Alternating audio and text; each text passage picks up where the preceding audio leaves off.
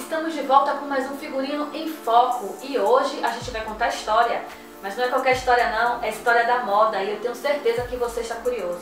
Então vamos começar? Era uma vez um livro chamado Bíblia Sagrada. É nele que está contido os primeiros passos da humanidade. E lá nos seus primeiros capítulos está escrito o seguinte: ao comerem do fruto proibido, Adão e Eva perceberam que estavam nus e colheram para si folhas de figueiras para cobrir os lombos. Posteriormente, Jeová fez para eles longas vestes de peles de animais.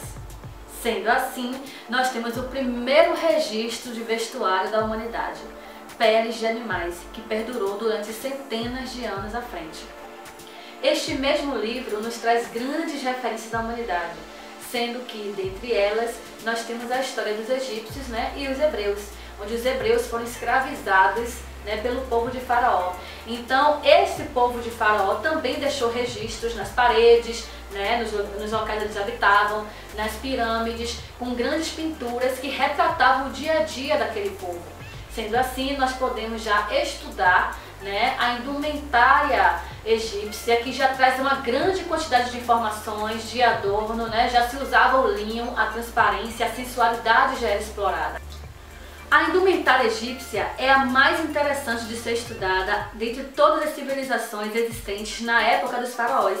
Isso porque os egípcios nos deixaram uma grande quantidade de informações através de cerâmicas, porcelanatos, estatuetas, monumentos e principalmente através da pintura. Pintura essas que perduraram ao longo dos anos devido ao clima muito seco do Egito. Enquanto o faraó e as pessoas bem próximas a eles já usavam vestes que iam desde o pescoço até o tornozelo, os escravos, os hebreus, andavam quase nus ou completamente nus. Outro ponto interessante é que, como eles viviam todas as margens do rio Nilo, dizem que eles tinham um hábito de limpeza bem avançado para aquela época. Então, um dos costumes dos egípcios era raspar a cabeça, até para não ter piolho e não ter sujeira perto do corpo. Eles raspavam a cabeça e usavam perucas. Essas perucas, dificilmente elas eram feitas de fibras animais, porque a fibra animal era considerada impura. Então as vestes também, eles não usavam lãs. A lã era praticamente proibida. Então as perucas eram feitas de cabelo humano. As mulheres mais velhas, elas não tinham o hábito de raspar a cabeça, então elas já usavam os cabelos mais frisados. Não existia chapéu naquela época, os egípcios não usavam chapéu, usavam coroas, às vezes duas coroas na cabeça e muitos acessórios. Já tinha a questão da vaidade na indumentária, eles não se vestiam somente mais pelo pudor, nem só pela proteção do corpo, mas pela estética, Então já existia a pintura facial, a pintura na pele, por uma questão de ostentação, de poder, usavam o ouro, muito ouro.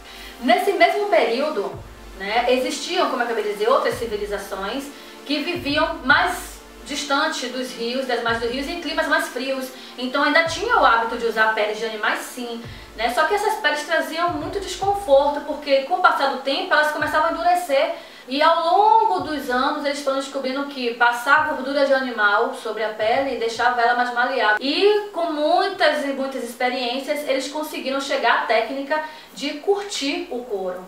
E por falar em couro, é importante ressaltar que logo quando o calçado foi descoberto, apenas Faraó tinha o direito de usar sandálias. Não existia o sapato. Geralmente o que acontecia? Os calçados iam ao lado, Faraó ia sendo carregado e o calçado ia sendo carregado ao lado de Faraó. Depois, ao longo dos tempos, as pessoas mais próximas a Faraó começaram também a usar calçado e depois em outras culturas, em outros lugares, a evolução veio e todos passaram a entender que o couro, a pele e determinados tipos de materiais naturais poderiam proteger os pés do solo. Ao contrário do que muita gente pensa, no Egito não se usava apenas o branco. Quando a gente pensa em Egito, a gente pensa logo naquela túnica branca, aquela roupa ou transparente, muito ouro. Só que já existia naquela época o hábito de extrair elementos naturais e tingir os tecidos. Na Grécia e em Roma também já se usava muito branco era predominante, né? E o que a gente sabe deles é que eles usavam uma grande quantidade de tecido, roupas, né? Vestes bem volumosas, com muitas amarrações, muito drapeadas, né? O que não tinha muita diferença entre o vestuário masculino e o feminino. Com o passar dos anos, a indumentária masculina começou a ganhar grande importância, né, em relação à indumentária feminina, porque os homens geralmente estavam à frente, né, das questões políticas, né? Então eles faziam as negociações e quanto mais tecido eles tinham, né, mais eles ostentavam poder, glamour, riqueza. Então a gente retoma com a questão das perucas, né? Séculos e séculos à frente, já tô falando depois de Cristo, né, século 17, já 18, os homens voltam a usar peruca, né, com o objetivo de quê? Quanto mais alta a peruca, maior a sensação, né, de que ele era mais alto. E o sapato alto também foi inventado para o homem, não para a mulher, com esse mesmo objetivo. Vejam então, né, como a roupa toda hora, estou dizendo, né, está totalmente ligada a hábitos comportamentais, essa necessidade de eu estar mostrando, né, o tempo todo que eu tenho posses, que eu tenho poder. E por falar em questões políticas, né, no discurso que a roupa produz, né, então as pessoas precisavam, os homens principalmente, de maior mobilidade para correr, né, para gesticular, para se movimentar. E aí essas roupas masculinas começaram lá do século XVIII, começaram a perder essa quantidade de elementos. Se a gente pegar uma imagem, né, uma foto, uma pintura, um quadro de um rei antigo, a gente vai ver a quantidade de roupa, né, que ele veste, a quantidade de elementos, de adornos que ele está utilizando, né, que na vida prática não tinha nada de prático. Então chega a família real no Brasil, né, em 1500, com aquela quantidade de vestuário, né, aquela quantidade de tecido sobre o corpo, tanto do homem quanto para a mulher, né, no litoral, beira de praia, um clima extremamente quente, bem diferente do que eles estavam acostumados. Mata fechada, mangue, lama, quando chovia o cenário piorava e por isso eles chamavam o Brasil de Quintos dos Infernos, porque aqueles vestidos não tinham muito volume, né, com o objetivo de preencher também os espaços, né, até leis foram implementadas obrigando, né, que as mulheres que tinham condições comprassem roupa para poder impulsionar o comércio e quanto mais tecido, né, mais o dinheiro circulava.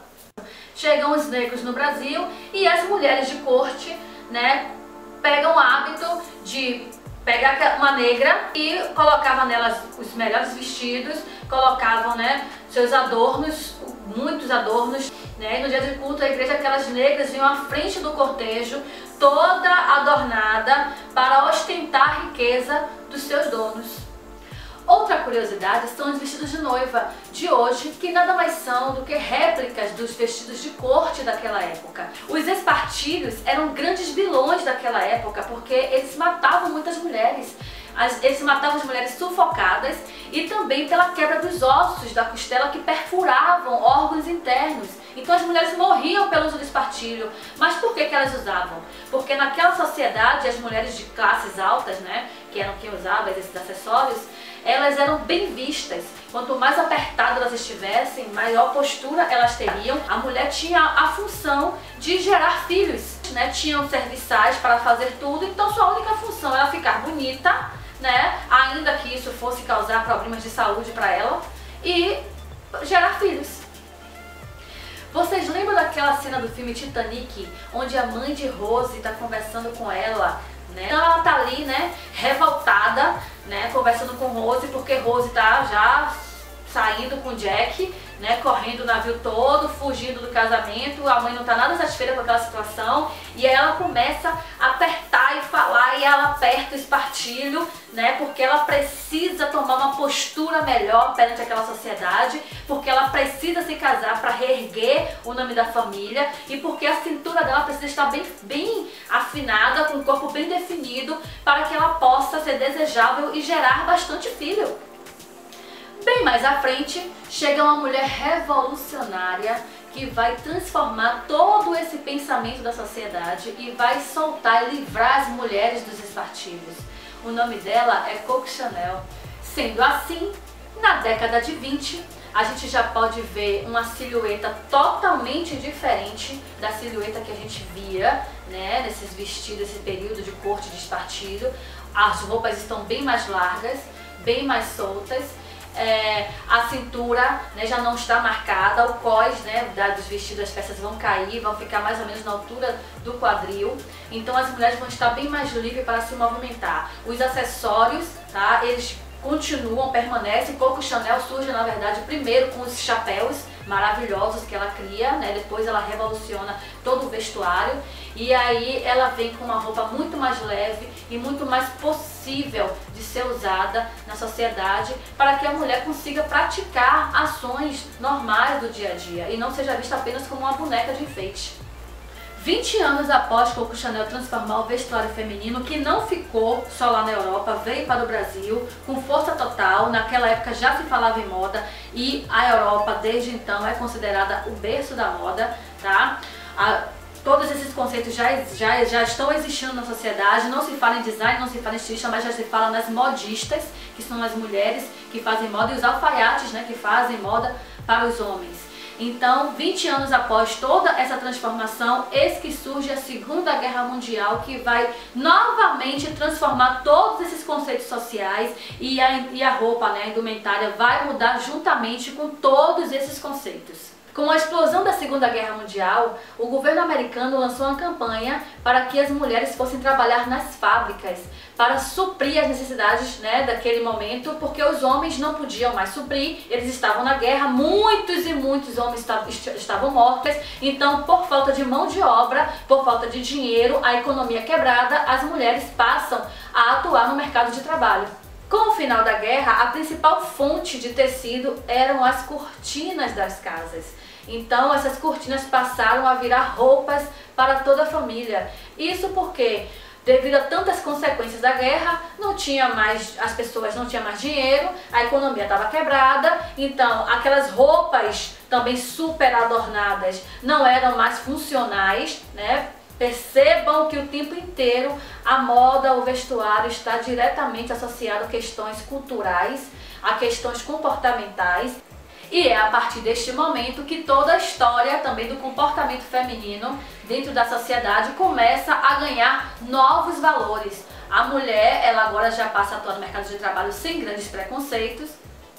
Até hoje eles existem, mas naquela época, né, era uma coisa muito mais difícil. E aí é o cenário que a gente conhece hoje, a toda a transformação do vestuário mais moderno, um vestuário mais comum para os dias de hoje, para os dias contemporâneos. E aí a gente começa uma nova história que eu vou fazer um próximo vídeo para que vocês entendam melhor.